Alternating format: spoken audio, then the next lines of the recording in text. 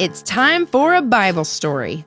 A long time ago, there was a woman named Esther who lived in the land of Persia. Oh, that's where all those fancy rugs come from, right? Yeah. Those are nice. Little pricey, though. God had an amazing plan for Esther's life. She would be remembered forever as a hero. It's a bird. It's a plane. It's Super Esther. What does she do? Save the planet from a meteor? Nope. Did she rescue 1,000,000 kittens from a tree? No. Did she carry a bomb out of Gotham City on the Batwing so everyone wouldn't blow up, but you're not sure for like 5 minutes if she made it or not? No, that's Batman. Come on. Right. Still gets me every time. Esther did something even more amazing than all of those things, and it sure took a lot of guts to do it. All right, lay it on me. What's the sitch? Well, first of all, Esther and her family were Jewish, which was kind of a big deal back then in Persia. What do you mean? Well, at the time, the Jewish people weren't really liked by the Persians. In fact, they had to live in exile, and they weren't treated very well at all. Yikes, that's no good. Esther was also an orphan, and she lived with her cousin Mordecai, who protected and raised her after her parents died. Sweet beard, bro. Then one day, something happened that would change Esther's life big time. The king of Persia wanted to find a new wife, so he put on a huge beauty pageant where the winner would become the queen. Wait, really? That's a pretty weird way to get hitched. Like, congratulations, you're the new Miss America, and we're married. Well, as weird as it may sound, that's what the king wanted to do, so that's what happened. Women from all over the kingdom were there, but there was only one that the king favored. Paula Deen. What? Yeah, think about it. He would eat like a king. Well, I mean, I guess he's already a king, but think about how awesome every meal would be. Breakfast, bacon. Lunch, biscuits and gravy. Dinner, butter bacon biscuits with a side of butter. Come on, Paula Deen wasn't around then. This happened like thousands of years ago. Esther was very beautiful, and God gave her favor in the king's eyes, so just like that, she won the pageant. Wait, so Esther became the queen of Persia? Yeah. Okay, that's cool and all, but didn't you say that Esther was Jewish and that, like, the Persians didn't like Jewish people? That's true, but the king didn't know that Esther was Jewish. She didn't want him to find out because she didn't know what would happen to her. So she kept it a secret and never brought it up. Okay, so like now she's the queen. Crazy. Is that it? No way. This is where the story really picks up. There's another guy that works for the king named Haman, and he's a pretty bad dude.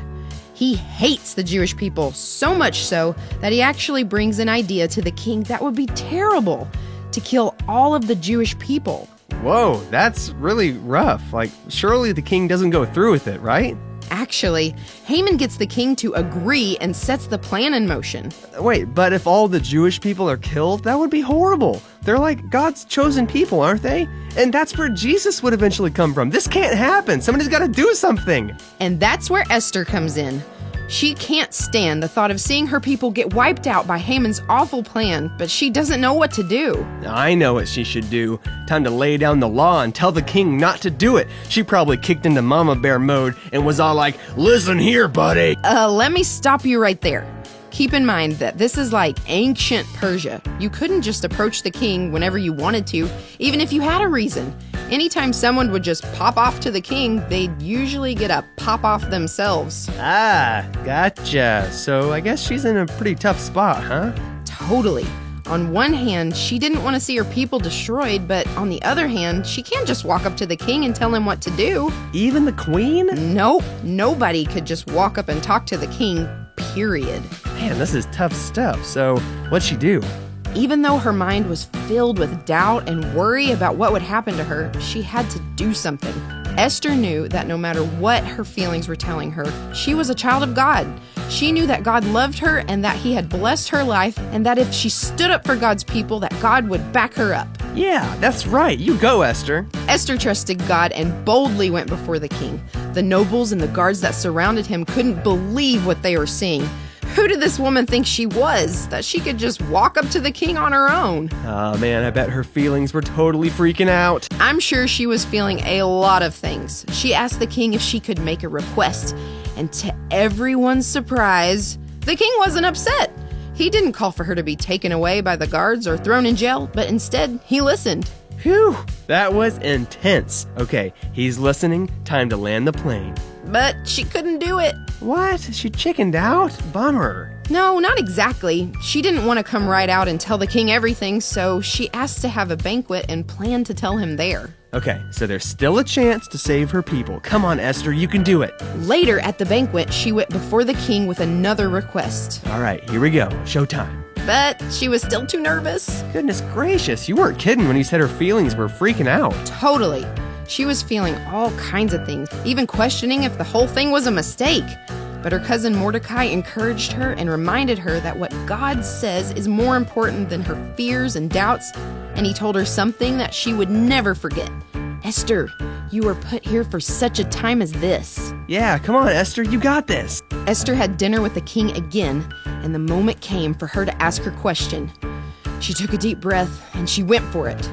She pleaded with him not to go through with Haman's plan to kill the Jews.